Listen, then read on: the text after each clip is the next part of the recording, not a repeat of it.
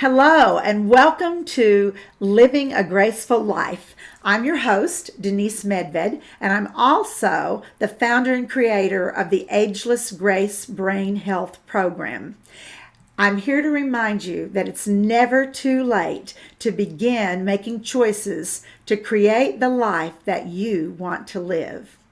And that's what my guests are all about. They're also about ways that you can nourish and feed your body, your mind, your spirit, your emotions, and help you invite in more grace to your life. And what is grace? It's more pleasure. It's more elegance of movement through life, the way you navigate through each day.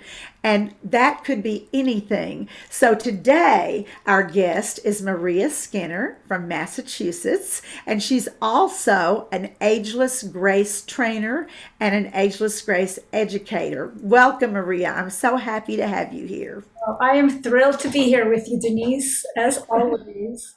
Well, I'm so glad that you're joining us. And I love when I invited Maria, I asked her to tell me just a tiny bit about herself, and then she can tell you more. But I love that she said she is a people centric entrepreneur who uses the body as a starting point for all transformation and meaningful change. That's a pretty powerful statement. And I've known Maria for many years, and that's exactly what she does. So it's a beautiful condensation of the many, many different skills and talents and wisdom and art that you have to offer people, Maria. And I thank you for being here with us on the show. So, first of all, I'd like to tell everyone the name of this episode, which is called Embodied Learning as a Path to Knowing Self. And right away, that brings me to my first question for Maria, which is what do you mean by embodied learning? Yes, embodied learning. Well, we all have different learning styles, right? And so I found out pretty early on that when I learned something that was cognitive or like mental or like philosophical, like I would always want to test it out and be like, well, how does it feel? So for me, in my body, so what is the sensation, of that particular thing? And I remember doing it. I was an artist growing up, so I was always using colors and textures and images anyway. And that's also a part of embodiment because everything comes through the body. Our emotions are felt as sensations. Our thoughts are felt in the body. Like when you have an anxious thought or an excited thought, it comes through sensation. Physical sensations, the body speaking to us about itself comes through the body. And I think also like our spirit is in our body. So everything comes through the body. So the more I was in touch with my body, the more I felt into things, the more I was able to know, like I would know like the right answer for a test. So if I had, like in sixth grade, I remember, well, I also had a photographic memory where I could close my eyes and read my notes. But when I couldn't do that, I would be like, okay, is it A or is it B? And I would literally just go to my body and my body would tell me that feels right or that doesn't. And so from very early on, I had a lot of experiences of like learning to trust my body. And then I was living in New York City. I went to school at NYU and I would go on these walks that I called my gut walks. And I would just go out and just let my gut, like, are we going right or left? I would stop at each corner and be like, which way are we going? And I would have the most like magical experiences, like see people I hadn't seen in forever or find like the perfect pair of shoes. So, so for me, it was kind of like a game. But then I really honed it, I think, through being a Nia practitioner, and as you know, Nia really is about the body, like learning through the body and learning how to connect to sensation. So I would be like, okay, so like, what's the sensation of dancing through life? Or what's the sensation of activating the 13 joints? So, that sort of just way of being really took a part of me who's really heady. and really put me in my body.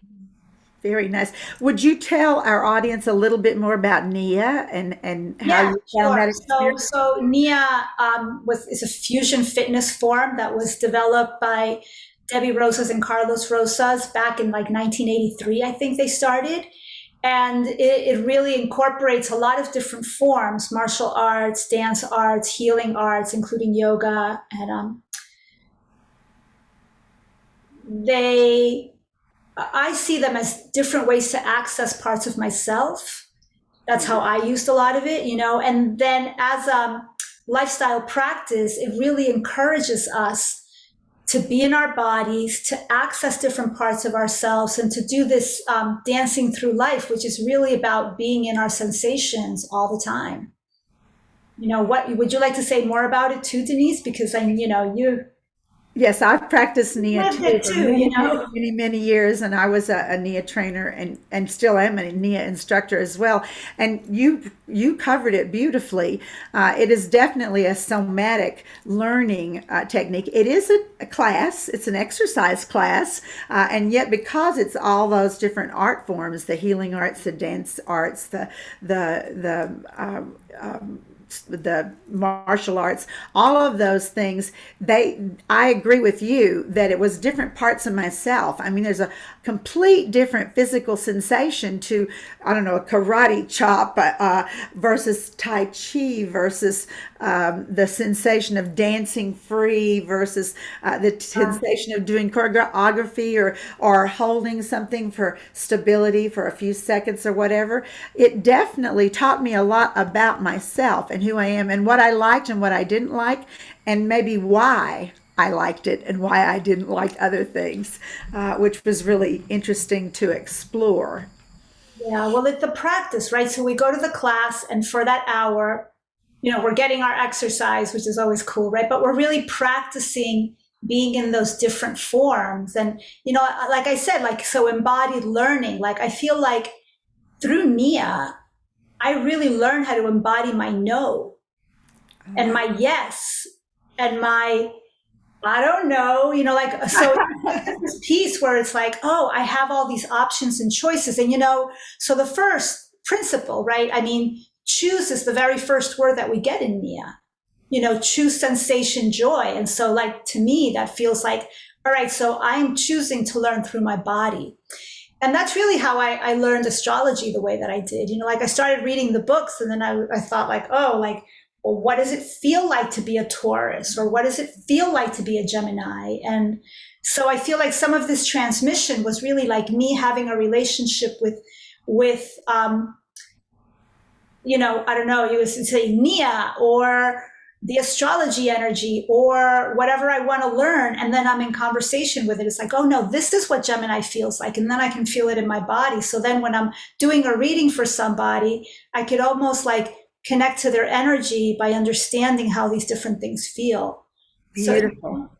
Beautiful. Maria and I actually did a workshop recently, and it was the Zodiac Ageless Grace. It was an Ageless Grace workshop, and we took the different tools and sort of matched them up with the sign of the Zodiac. Like this tool feels a lot, or it can feel a lot like a Gemini, or this tool can feel a lot like a Capricorn. And we had such a good time doing that. It was wonderful.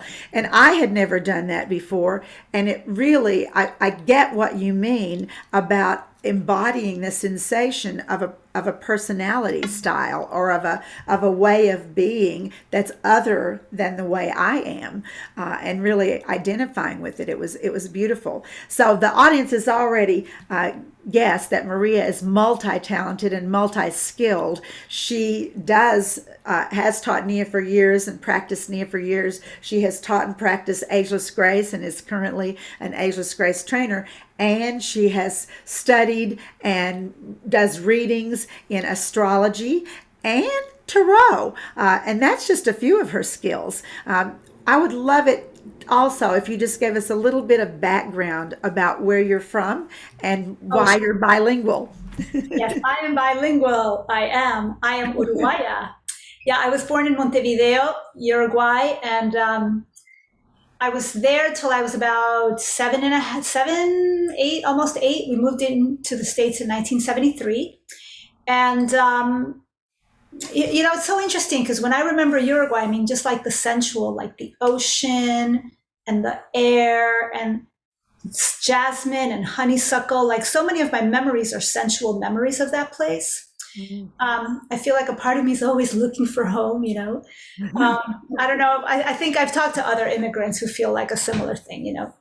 But yeah, and so I speak Spanish, and I feel like I become another me when I speak Spanish. I mean, I think that there's a different sensation to the different languages as well. Yes, that makes sense. Yeah. And there is on our Ageless Grace website a class taught by Maria in Spanish. So In if we have Espanol, Spanish, yeah, go do it. yeah, you can invite people to come and watch it on agelessgrace.com under classes. Yeah, yeah. I mean, and it's so funny because with Ageless Grace, I feel like it could be in any language, and you'd still be getting the movement, and yeah, it's really there's something really amazing about letting the body guide. Well, I have always thought myself, and I've actually said it in both my Ageless Grace classes, my Nia classes, at different times I've taught Tai Chi or yoga or meditation or relaxation. And I've always said, it appears to me that if I look down and I see, well, I'm in a body. Here I am. I've got legs. I've got arms. I'm wearing clothes. I'm a human being. And so I must be supposed to learn something or experience something being in a human body. Because my personal belief is that we're spiritual beings having a physical experience. And so, I'm not just a spiritual being. I'm in a body. And so I am with you. And you said it so beautifully that we learn through sensation. And I remind the listeners and the viewers that this is about embodied learning, like learning through the body. That's pretty amazing when you think about it. We do it all the time, but we don't always think about it, do we, Maria? No, no. Well, in Ageless Grace, I just feel like let's bring it back to that practice that I'm so grateful every day that, like, oh my God, Denise came up with this. That the main job of the brain is to teach us how to be in our bodies. That's right. And so when we stop moving our bodies, like cognitive decline happens because of that primarily, not because we're like not learning math equations or, whatever, all these things. Like, I feel like so much of the learning that is considered like higher education is actually learning that separates the body. You know what I mean? Yes, I do. And so it's like, wait, no, let's put the body back in, and then let's use the imagination and the creativity because so I just feel like, when I look at the world now, like a lot of the things that we've come up with, like they were great ideas, but like they were disembodied. Like they didn't take into account the physical body, the earth body, the collective body. And so I wonder if there's a way to put the imagination back into the body and then to be creating things that are also going to include our whole selves. I'm sure there is a way. We just haven't had the thought leaders like you're being right now to really develop something like that. And that's, like you say, that's one of the whole purposes of Ageless Grace, is to remind ourselves that the primary purpose of the brain is to control movement of the body. Yes, it can do a retirement plan or it can figure out an algebraic equation, but its real purpose is to control my hand movement and my head movement and how I walk and how I sit and stand. And so when we stop doing that movement, you are 100% right. we're causing the brain to decline. Its purpose is suddenly taken away from it. And it can still do other things. It can think, it can smile, it can laugh, it can tell jokes, it can paint or draw or whatever we might do. But when it stops, the body stops moving, the brain has suddenly lost its purpose. And I never thought of this before until we're having this conversation. But that would be like anyone. If you lose your purpose, it's the beginning of a Oh decline. my God, absolutely. Yeah. My husband and I have been talking about that like all week, like this has been the theme. And so, Denise, I'm curious about the overlay for you here because I do feel like, embodied learning isn't just about learning things, but it's also about emotional intelligence. Yes. And so there's all this amazing conversation going on now around childhood trauma and how that affects our development as adults and then our relationships as adults, right? And so I've been toying with the idea of, like that idea of the neural pathways that like traumatic events tend to show up as like neural pathways that are very, very strong, right? Yeah. Like every time this happens, I go down that loop, right? And so playing with the idea of like changing them, like becoming something different, becoming like saying, well, what if I do something different? Like that whole idea of like learning a different way to be in my emotional intelligence and maybe then retraining my body, Yes. and Absolutely. and so sometimes like during Ageless Grace classes, I'll say, all right, like today it's just positive. We're all positive. Like, so we're like doing classes that are like, what is like the best thing that's happening to you right now, just to like bask in that other energy rather than to go down my usual of like, my usual, one of my patterns is, well, when's the next shoe gonna fall? Right? But like, what if the next shoe never falls? Like, what if there are no shoes? What if we just have ruby slippers? I mean, I just feel like there's so many other places that my mind could go. Absolutely. Well, and that's part of what neuro-linguistic training is, and part of what neural training is creating a new way to respond to the same situation or similar situation. And Right. of course, that's a lot of biofeedback. There are a lot of techniques that have been around a long time, although of course they're getting sharper and more honed and more clear.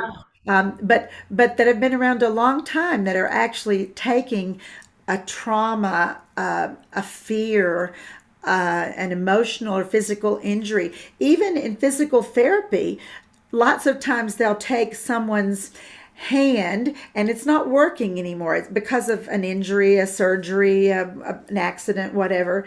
And they'll say, well, try to do this. Well, the person can't do it. And another person will move the fingers for them so that they're getting the sensation and Right. the muscle memory and the both the physical and the emotional and psychological of this is how it look, my hand can move even if someone else is helping me move it. And you're right, you can, and I believe we've only scratched the surface of what you can do to change your mindset, change your experience, change your emotional thoughts around physical movement and through physical movement.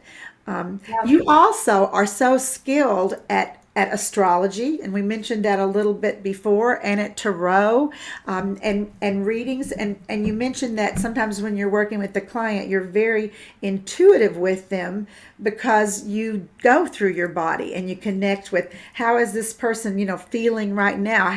How do they navigate through life? That's what I call, moving through life with grace. Is how do I navigate? I could move through life, um, you know, sporadically and erratically and anxiety prone and those types of things. But when I think of moving through life with grace, even if I don't know exactly what that means, it calms my nervous system to think of I'm going to go through my day today, regardless of what happens, and I am going to embody grace. It Yeah. doesn't mean I look like a ballerina, right? It just means that I'm going to handle every situation that comes with grace.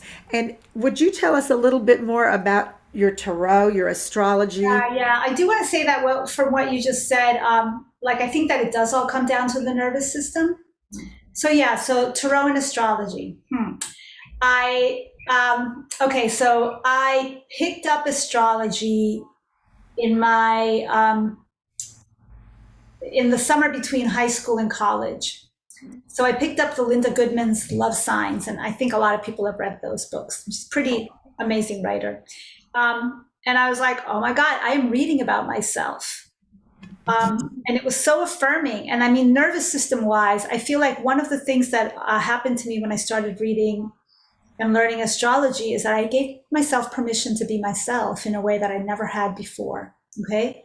And I mean, talk about like nervous system chill, like, oh, wait a minute, you are who you are, you know? And not that we have to be tied to our charts, because I feel like the charts are just a guideline. And then within it, we can be all kinds of different things. But I find that a lot of what people get from readings is affirmation, like it's like almost like a letdown of like I'm okay, like I can be who I am. Especially in the human design work that I'm exploring now, that it really is about like, this is how you function. It's okay for you to function this way. Like it's about deconditioning ourselves from all the learning that is disembodied. You know, that's about like the cultural, this is what you're supposed to do, not what feels good to you or feels right in your body, right? Yes. And so then, you know, so then again, you know, astrology, tarot, they're symbolic languages. They're ones that I really resonate. I think there's a lot of other symbolic languages that people are into, like the I Ching or, you know, the chakras or, you know, symbolic, but also, you know, they're in the body. Any kind of oracle that's really something that takes us away from the literal and then allows us to play with the more poetic sides of our mind, you know, which I believe also speak to the body in a different way.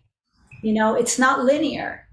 Like Right. linear is like time, right? And then this one is more like space to me. It's like space is amorphous and it's you know, I think that's why in some ways it is given to the feminine womb, that creativity happens in the womb, right? Like even as a symbolic language.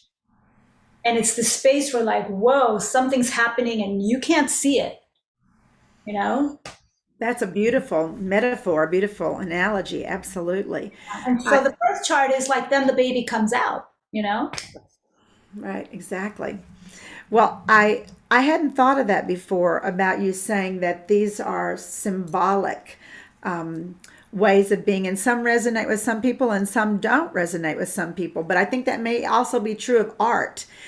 I, you know, some people love to paint, and other people are like, "Ooh, no, I don't want to Yeah, paint." yeah, But yeah. I do like taking pictures, you know, Yeah, yeah. or some people say when you were talking about astrology and talking about those types of things, tarot, I don't know as much about those, but I know a lot about feng shui, for example. So Yeah, that's sort of yeah. my way of moving through that abstract, that way of being that physically resonates with me and gives me a sensation, the way things are arranged in my home or in my yard, or the space, the way it moves through the objects that are placed in my home or my yard.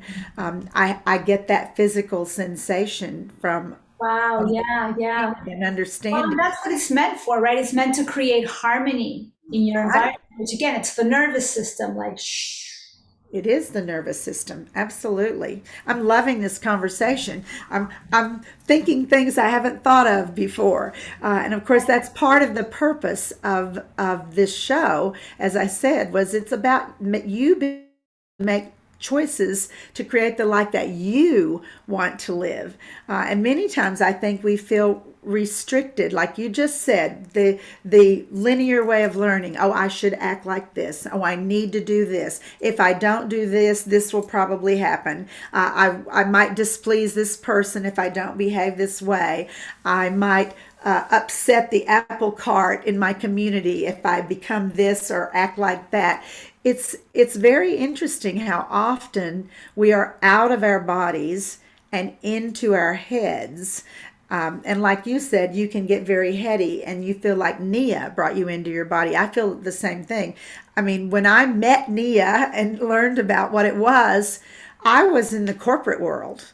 I was every day, 9 to 5 in my corporate suit and high heels and meeting with clients and doing all these corporate things, which I loved and which I enjoyed and which I'm still very proud of. There's nothing wrong with that. But what I wasn't able to do is get out of my corporate head and get into my body very well. And definitely dancing, moving, using different kinds of movement arts helped me be able to get into my body and actually feel, my feet on the floor and the wind on my skin and things that I never even noticed before. Yeah, well, I think that is part of knowing yourself. And Yes. like it's really important. Like I definitely don't want to go down the route of like, corporate bad, hippie good, because that's not my thing. I feel like everything can be great if it's done with desire, right? And with knowing, like I know myself enough that I want to do that. And I'm sure when you were out doing that masterful marketing maven that you were, there was a part of you that was like all lit up about it. Oh, yes. And there were probably other parts of you where like you didn't really know that those parts yet. Right. And so I feel like it's really about, for me also, it's just about embracing the journey and like wherever I am in my journey, like, am I like loving myself as much as possible right now? And as far as journeys go, I have to say, like, I'm feeling a little untethered these days, like I'm feeling like, what's the next journey? Where am I going next? What's the next thing I'm going to want to embody? I'm in a little bit of an in-between place. Well, you seem to be very peaceful about it, which is really nice, right? Spring is here. The flowers are blooming. I just feel like that's one of the things, right? Like I could just enjoy the earth. Like maybe I don't have to make something happen every 5 seconds. Right. That's great. I love that. Absolutely. So, one of the things that I know that I learned was that the movement added to my body and the idea of sensation and actually sensing things that were happening with my body, to my body, around my body, deepened my ability to be in the corporate world. Like I Wow. saw things differently. I related to people differently. I I moved through the space of the day differently because of what I had learned through my body. And so I really think that is an experiment. Let's call it that, an experiment that a lot of our viewers and listeners might want to consider. The idea of really being in your body, even if that what that means to you is to go outside and take a walk barefoot, or say, okay, I've been reading for a long time or watching TV for a long time, and now I'm going to get in my body and I'm just going to notice what feels stiff or what feels like it needs to move or what feels liberated when I start to move around, those kinds of things. Yeah. Uh, and just experiment with that and start to see if it adds to perhaps the richness of your experience when you aren't, sort of on the dance floor, you aren't moving around, but you've had that experience so that it widens and deepens what it is you're experiencing when you go about the rest of your daily life that may have sort of gotten by rote or habit, or this is the way I do it. Maybe it'll cause you to think out of the box. And of course, that's what we do in Ageless Grace. For those of you who don't know what that is, we literally learn best. We stimulate our brain best by physical exercise. And the best kind of physical exercise to stimulate our brain, to keep it healthy, cognitively functioning at its sharpest and best, is movement that engages the brain while we're moving. So, for example, if I'm just walking walking and talking to my friend, my brain is not nearly as engaged as if I'm walking and thinking, how am I stepping on the ground? Am I leading from my heel forward? Am I putting my whole foot down? Am I walking barefoot in the grass? Suddenly I'm engaged in the process of what I'm doing. And that is actually changing my brain. As you said earlier, that's what causes the whole nervous system to be engaged, not just the foot taking the walk, or the muscles or the ligaments or the tendons, but literally my brain is engaged in the process of taking a walk. You also said something earlier, Maria, about the imagination. Well, play is what I was going to bring up, right? Because I mean, we could be walking down the street and I could be pretending that I'm a brontosaurus. Ah. And I'm like feeling into my big butt, and like and it's a Tail. brontosaurus. I see the one, no, they're ones that have the scales. I may have the wrong one. But anyway, or I could be walking down the street and imagining that I'm floating on clouds. Right. Or I could be walking down the street and pretending that I'm actually in New York City, where I really, I could pretend I'm in like Fifth Avenue and, maybe like on Fifth Avenue and 14th Street. So that's going to be stimulating more. Absolutely. And just as you're describing the different ways to walk down the street, my imagination's engaging, and I'm literally sensing and feeling like, wow, it would feel a whole different way to walk down the same driveway like a brontosaurus, same driveway, as if I'm in Manhattan, same driveway as if I'm 7 years old and I'm skipping. Interesting how engaging that nervous system and the imagination actually cause the whole experience of walking down the same driveway that you've walked down 100 times or maybe 1,000 times, and cause it to feel a different way. And for those of you who may have just tuned in, we're talking about embodying learning as a path to knowing self with Maria Skinner. So she just gave this wonderful idea of being able to tap into physical sensation, imagination, and play as a way of experiencing the same thing you always do, but completely differently. It's exciting to think about that. Exciting. Yeah. I mean, I think it requires forethought, maybe like it's not like when we're little and we're just making stuff up all the time. I think that's one of the things that we talk about, is that we need to actually activate it, like choose it. We need to choose it. Right. And I'm curious, I don't know the answer to this, but you might, is how they say that as people get older, sometimes they lose their ability to imagine things. And what do you think comes first? Do you think that there's actually something going on that or is it just that we're just not playing with imagination as much anymore? My theory is that when you stop using your imagination, just like when you stop using your bicep, use it or lose it. That's what I'm thinking.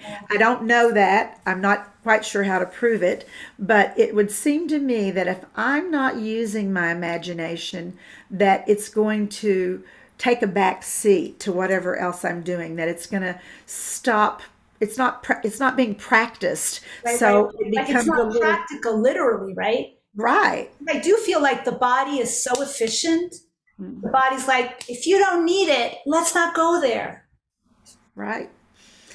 There have been a lot of studies done on the imagination, and of course that's one of the primary functions of the brain, creativity and imagination. And so Dr. Norman Deutsch, who wrote the book The Brain That Changes Itself, actually did a research experiment where he took scans of the brain at different times and found out that physical action, let's just say the action we're talking about is playing baseball. So physical action and imagining that you're playing baseball, acting it out, light up almost all the same parts of the brain. And I've always found that an incredible piece of research, because it tells me that how powerful the imagination is, that I can actually just stay here. I'm not anywhere near a ballpark. I don't have a baseball bat. I don't have a pitcher. There's nobody else here but me, but I can light up all the same parts of my brain as if I really were in a ballpark hitting a ball with a bat. That it's almost mind-boggling to me. Yeah, that's very cool. It's very cool. As you were talking, I was thinking, there is a sensation that I feel often. Sometimes I feel it when I'm creating choreography, that feels like the click, that's like, wow, that just fits.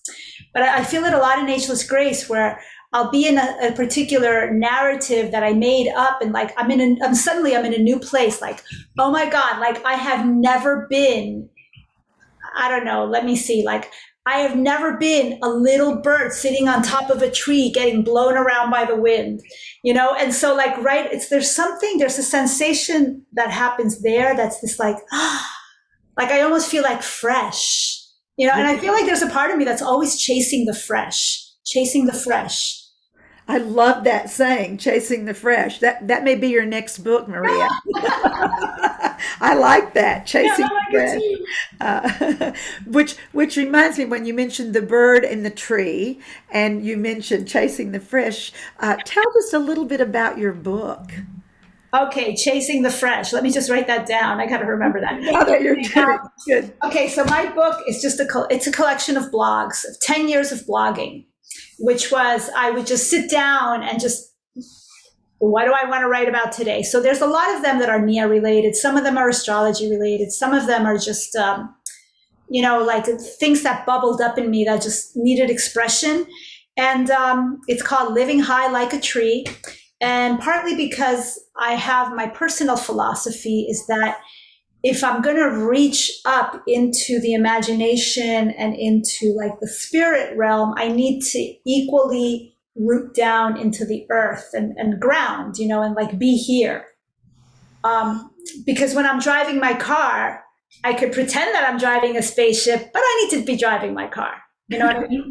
Right. So I feel like those two, and in a way, there's something really exciting about this, like, looking at trees and just being like, wow, they're like all the way up there, but they're also all the way down there. And so yeah, so that's my book. That's on Amazon, only on Kindle at this point. And it's just like I almost feel like it's like I'm an Aquarian. It's like, here's a little wisdom. Like I'm just pouring some little wisdom seeds for people. Beautiful. Well, as soon as you mentioned the little bird in the tree, it made me think of Living High Like a Tree, which is a lovely book, and I enjoyed it tremendously. It's a beautiful sharing of your heart, and a beautiful piece of imagery, like you said, because it's very easy to be either really rooted and grounded and not up here, or be really up here and not down there. And you're right. We need to be living high like a tree and being connected to both the up and the down, to the high and the deep at the same time. It's a powerful metaphor. I really enjoy that a lot.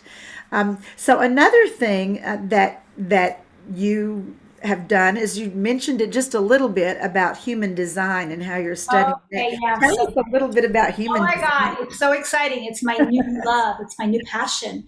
So, human design is a system that was more recently developed, but it incorporates astrology, I Ching, the tree of life, and the chakras. Mm. And I feel like the word deconditioning really comes from that, realm of study for me. And so I'm not going to go into the details of like the different personality types or the different energy types that we are.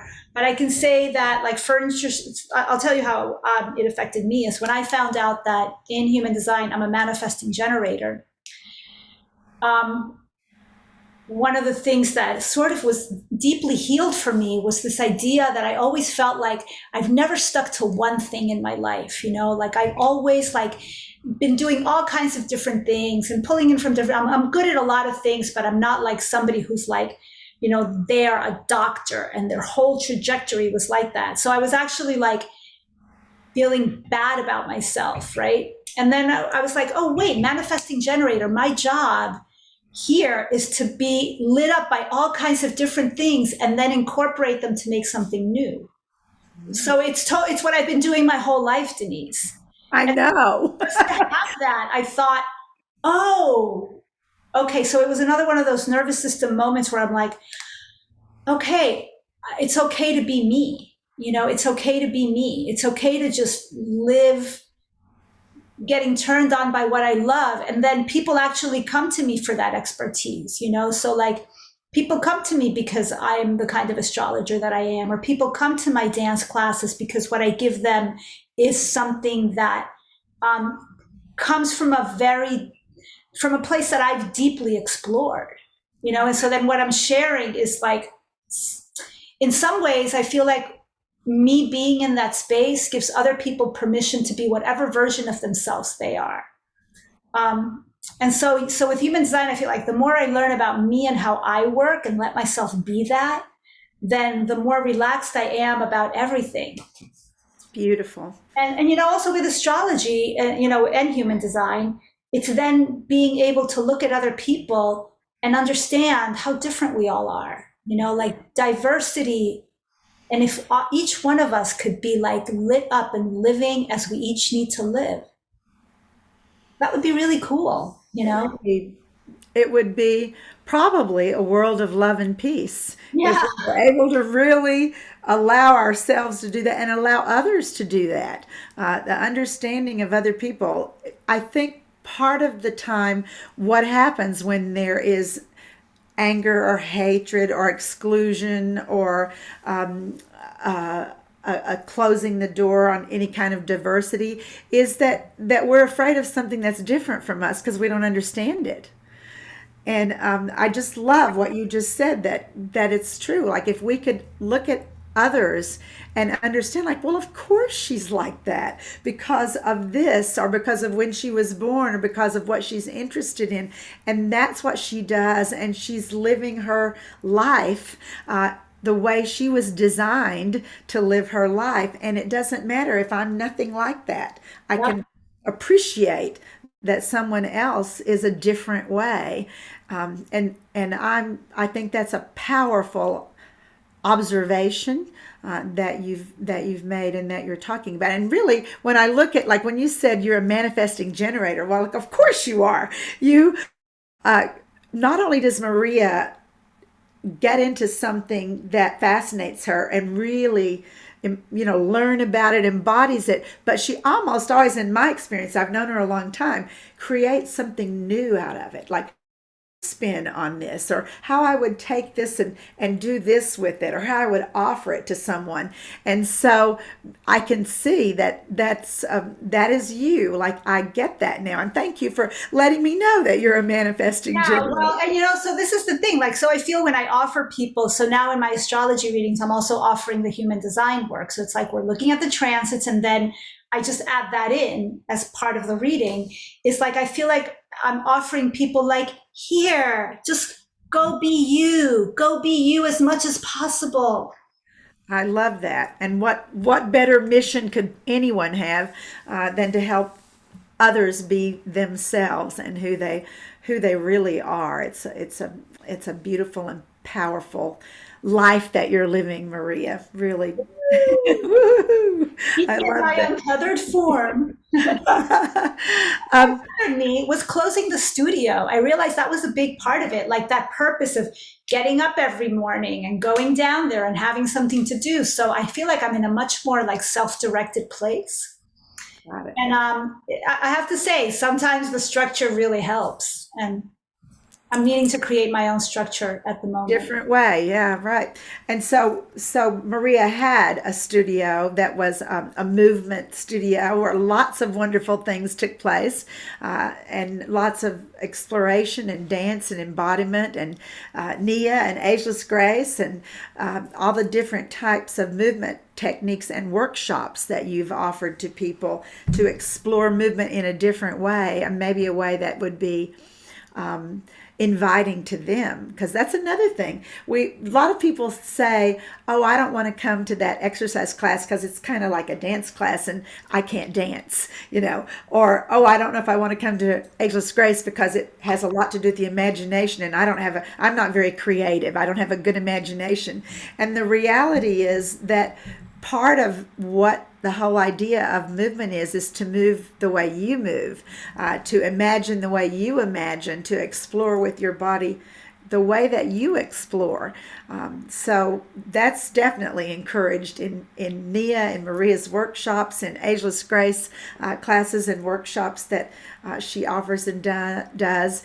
And so I'd love to encourage all of our viewers and listeners to be willing to explore something new and know that it's okay to do that new thing in your own way. That you don't have to do it exactly like the person, you know, showing it to you or explaining it to you, that you can do it in the way that you feel comfortable doing, in the way that makes you feel more in touch with you, who you are and your style. You had said in some information that you sent to me in advance that it's about my learning style. That's what embodied learning is, and that sensation is the way that the body knows everything. And so I think we often do that and don't realize we're doing it. Oh yeah, I think so. All the time, right? I would think so. I Yeah. mean, technically we're physical beings, so we are learning through our body, but we may not even realize it. I know. Well, you know what's so funny when you look at little kids and they're like little Italian kids. They're doing stuff like this with their hands. Like if the mom never said, "Hey, this is how you do it." They're just watching and they're doing. I That's mean, right. we do. That's how we learn. Imitation, Yeah. imitation, copycats, you know, um, and of course in Ageless Grace and in movement, we call that kinesthetic learning. Yeah. We don't study how to ride a bicycle. We certainly don't study to learn how to walk or take a course in it. We watch our parents, we watch our siblings, we watch our peers. And we think, I want to do that. I want to try that. I want to see how that feels, even though we may not realize that's what we're doing, is that we're imitating out of a sense of curiosity.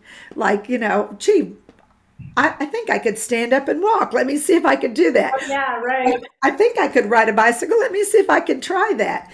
And one of the things that has always fascinated me, and I've used this quote many times, I say it a lot, and I always am fascinated by the fact, too, that he's not a research scientist, he's not a neuroscientist, but the playwright, George Bernard Shaw, said, we don't stop playing because we grow old. We grow old because we stop playing. And that's kind of back to your Yeah. question Yeah. earlier, like, Maybe learning, because there's something also that you say in your TED talk about lifelong learning is part of what keeps us young. yes, it is. It's there's an innate desire in us to want to learn, and literally when we learn, we are activating the neurons or activating the genes in our DNA when we want to learn something new, and that goes back to what you just said. Do you think we lose our imagination and our curiosity because we're getting old or because we're not using it? Well, I think it's because we're not using it. Yeah. I think Yeah. it's still there, but we're just not calling on it, or we're buying in to that linear learning of, okay, you're of a certain age, you're this number year, and so when you start to get to be that year, this is going to happen and Yeah. that's Right. going to Right. happen, Yeah. and just accept it. That's what's going to happen when you get to be a certain age, and people buy into that. I've heard it many times. People will say, "Well, now I'm over 50, and I and what, or now I'm over 60, or gosh, I'm going to be 70, and you know what happens when you turn 70?" And the reality is, none of that's true, is it, Maria? No, no. I mean, I just feel like I want to be like wildly creative until I don't know, until even after I leave my body, I'm assuming I'll even have more options, I'll be working with a whole other palette. I love that idea.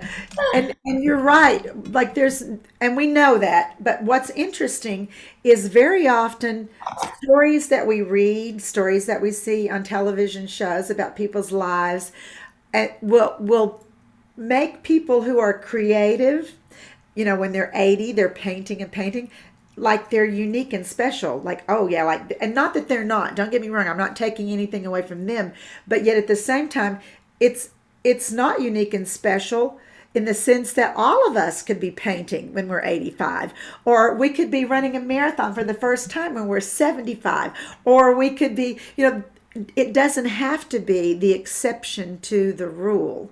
It's true that all of us can continue to be creative in the way we think, the way we invite new things into our lives, the way we move. All of those things could be new all the time if we invite them in. Yeah, yeah, yeah. Yeah, sometimes I wonder about, like the development of the brain kind of anthropologically. And so there was a time when the only stories that we heard were like around the campfire at night, oral. Okay. And then time went on, and I don't know if this is true because I'm just going to use it as a metaphor. Then suddenly things are written down, right? And we go from like the oral story, which might get changed, to like now it's in a book, Wow. right? And while it's in a book, I can read the book and I can be creating the images of the story in my mind. And then we have the movies, Mhm. which are giving me the story and what the people look like and how they were doing it and what they were saying. And sometimes I just wonder about the just it's awesome that I can watch Star Wars, but also like, what if my Star Wars in my head looked a little different? Or maybe if I hadn't seen it, I wouldn't have been able to imagine it. So I feel like it's not better or worse. It's just like the different ways to, you know, be in another creative space. Absolutely. I had never thought of it that way, but it's true. And also when words are written down, they're concrete. I mean, if I pick that book up and turn to page 72 today, and then I read page 72 in 3 weeks and read page 72 in 3 years, it's going to be exactly the same. And so that's fascinating to contemplate Yeah, yeah. the different ways. I was lucky when I was a little girl because both my mother and my grandmother were storytellers. Now, Wow. not professionally, they didn't do it professionally, but they loved telling a good story. And I can remember sitting at their feet and sitting around the breakfast table, and my mom saying, I have a story for you. Or my granny said, let me tell you a story. And me going to them, even years later and saying, tell me a story, because it was fascinating to have them tell the story. And maybe what I partly liked about that was that it was my imagination. I had to imagine, like what these people looked like, or what these animals looked like, or what the world looked like at the time that they were talking about. There is definitely something to stimulating the imagination by sort of maybe taking away the written words and taking away the images. And of course, again, I come back to this, that's what we do a lot in Ageless Grace. Is we could be sitting in a room, with four walls that have no photographs, no artwork, and we're sitting in folding chairs. Yeah. And all of a sudden, like you say, we're a brontosaurus going down the driveway, or we're imagining that we're climbing a ladder, or that we're riding a bicycle, or that we're swimming through the water.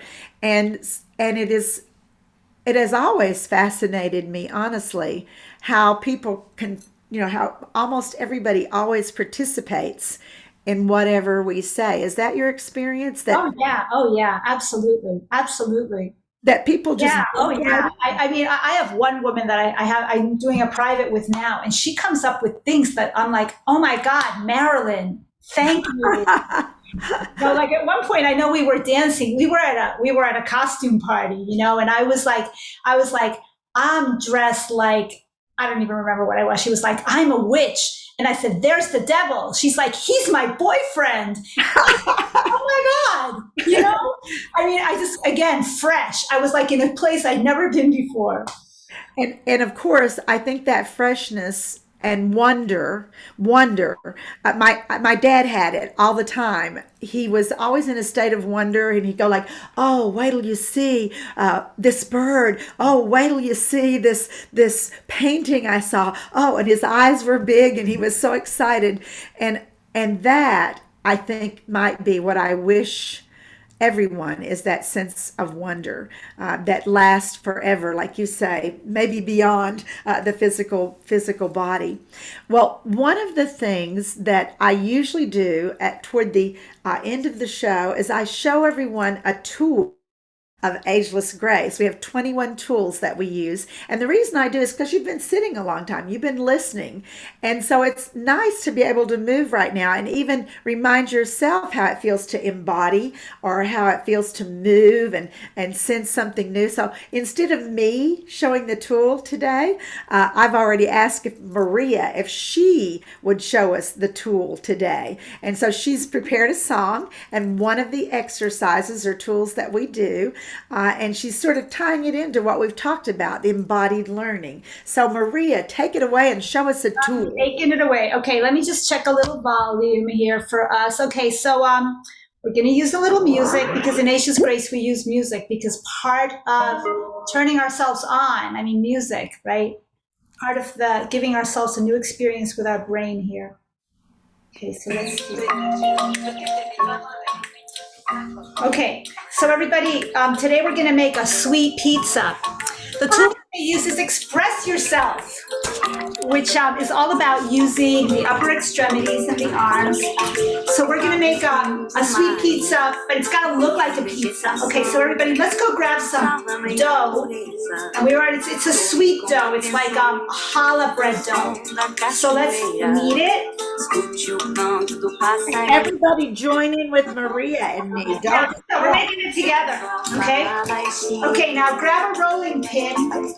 Let's flatten it down. Okay, now let's roll it out. Okay, it's challah, but it's gonna look like a pizza. Okay, now over here, I've got some strawberry puree. But first let's make it round, and maybe we have to toss it up and catch it a few times.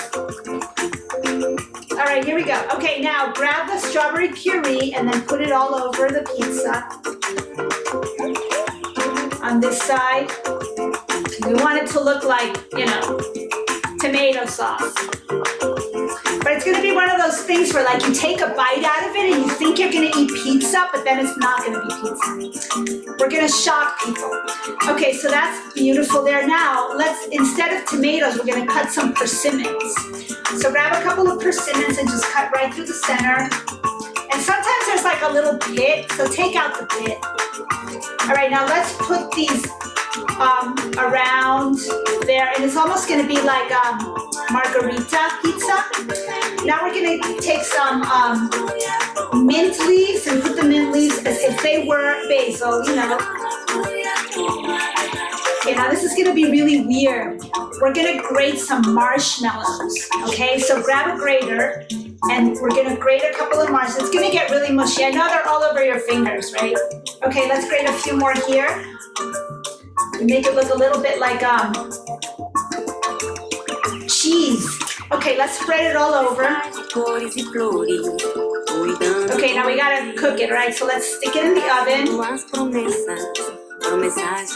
Now while that's cooking, we're gonna make some whipped cream so that it looks like we're dropping mozzarella, like little mozzarella balls on it. So let's whip up some cream. You gotta keep checking it. Okay, nice. All right, let's take this out of the oven. All right, now let's drop little mozzarella balls all over it. And it's already gonna melt in because the pizza's kind of hot. All right, now get the little pizza cutter, cut right across. grab a slice. Ready? Take a bite. Yay! Thank you so much. What fun.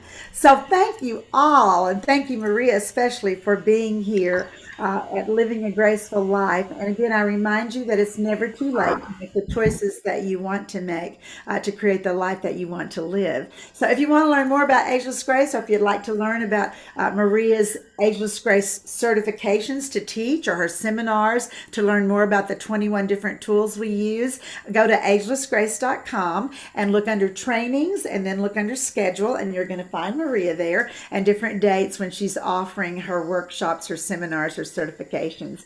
And you also might be interested in contacting her personally for a reading or a session on tarot or astrology. And you can go to Maria Skinner Dreams at gmail.com. So again, thanks everyone for being here. And I always like to say, what if? What if we let our imaginations run wild? What if we did? I think we would change the world. Thank you so much. Thanks, Denise. Bye, Thanks, everybody. Maria. Bye bye, everybody.